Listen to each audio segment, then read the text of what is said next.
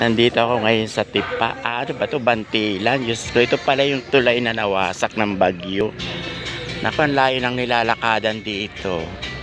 Ito yung tulay, oh. Ito yung tulay na nagiba. Ayan. Mga kaibigan, manood po kayo ng aking vlog. Ako po ang Desperadang Vlogger na ngayon ay naglalakad papunta sa aking kaibigan. Oh my God, nakakatakot naman dito.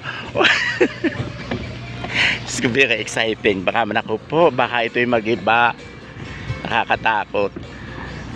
Ito oh, yung tulay na dinadaanan dito. At yung tulay na nag-iba, ito yun oh. Tapos ito yung tinutulayan dito, nakakatakot. O baka biglang naku, baka biglang lamunin. Baka biglang lamunin ng tubig. Oh my God, nakakatakot. Ang layo-layo ng nilalakad dito oh. Ito yung tulay ng Bantilan na nag-iba. Ay, naku.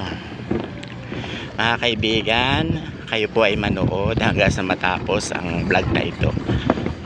Ito talagang, ayan, umuuga yung tulay na nilalakadan ko dito. Nakapatong sa tubig. Sige. Aba, ay mahaba din pala tong. Mahaba din pala ang tulay na to. Oo. Paano kaya kung bumaha? Hindi makakatawid ang mga tao dito, no? Mga kaibigan, ko po'y pupunta sa kaibigan ko sa kainan. Sa may, magbubukas daw ng shop eh. Okay. Ang ganda. Napakaganda, oh.